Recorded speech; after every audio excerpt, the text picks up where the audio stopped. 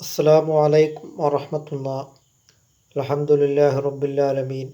വസ്സലാത്തു വസ്സലാമു അലാ അഷ്റഫിൽ മുർസലീൻ വഅലാ ആലിഹി വസഹ്ബിഹി വസല്ലം.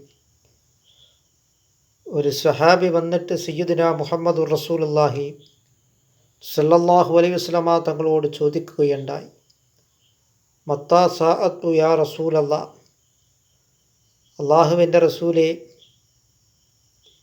ഖിയാമത്ത് നാൾ എപ്പോഴാണ് എന്ന്. അപ്പോൾ റസൂൽ കരീം സല്ലല്ലാഹു അലൈഹി വസല്ലമ തങ്ങൾ ചോദിച്ചു, ഖിയാമത്ത് നാൾ ആവുകയാണെങ്കിൽ നിങ്ങൾ എന്താണ് ഒരുക്കി വച്ചിരിക്കുന്നത്? അപ്പോൾ ആ സ്വഹാബി പറഞ്ഞിട്ടുള്ളത്, ഉഹിബ്ബുല്ലാഹ വ റസൂലഹു, ഞാൻ അള്ളാഹുവിനെയും റസൂൽ കരീം സല്ലല്ലാഹു അലൈഹി വസല്ലമ തങ്ങളെയും സ്നേഹിക്കുന്നുണ്ട് എന്നാണ്. അപ്പോൾ സയ്യിദുനാ മുഹമ്മദുർ റസൂലുള്ളാഹി സ്വല്ലല്ലാഹു അലൈഹി വസല്ലമ തങ്ങൾ പറഞ്ഞത്, അൽ മർഉ മഅ മൻ അഹബ്ബ, മനുഷ്യൻ ആരെ സ്നേഹിക്കുന്നോ അവരോടൊപ്പമാണ് എന്നാണ്.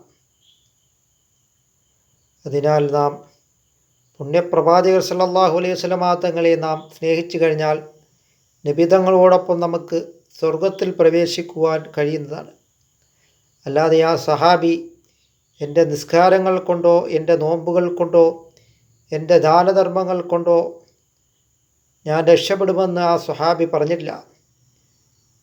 ഉഹിബ്ബുല്ലാഹ വ റസൂലഹു, അള്ളാഹുവിനെയും റസൂൽ കരീം സല്ലല്ലാഹു അലൈഹി വസല്ലമ തങ്ങളെയും ഞാൻ സ്നേഹിക്കുന്നുണ്ട് എന്നാണ് ആ സ്വഹാബി പറഞ്ഞിട്ടുള്ളത്. അതിനാൽ നാം ഈ പ്രപഞ്ച സൃഷ്ടിപ്പിന് കാരണക്കാരായ റഹ്മത്തുൽ ആലമീൻ നബി മുഹമ്മദ് മുസ്തഫ സല്ലല്ലാഹു അലൈഹി വസല്ലമ തങ്ങളെ നാം കൂടുതൽ മഹബത്ത് വെക്കുക, സ്നേഹിക്കുക.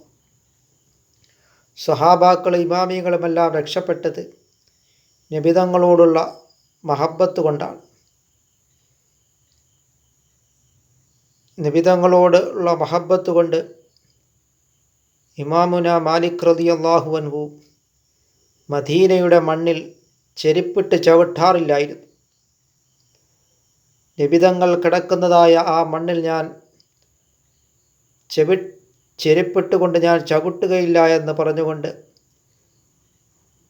ഇമാമുന മാലിക് റളിയല്ലാഹു അൻഹു അവിടുന്ന് ആ മണ്ണിനെ ബഹുമാനിച്ചിരുന്നു.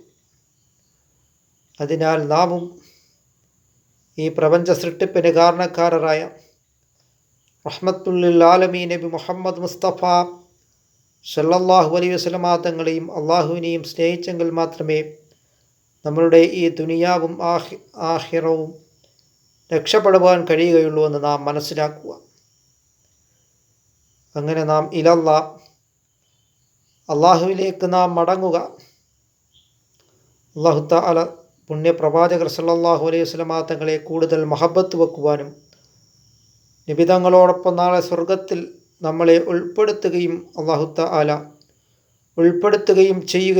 ചെയ്യുമാറാകട്ടെ.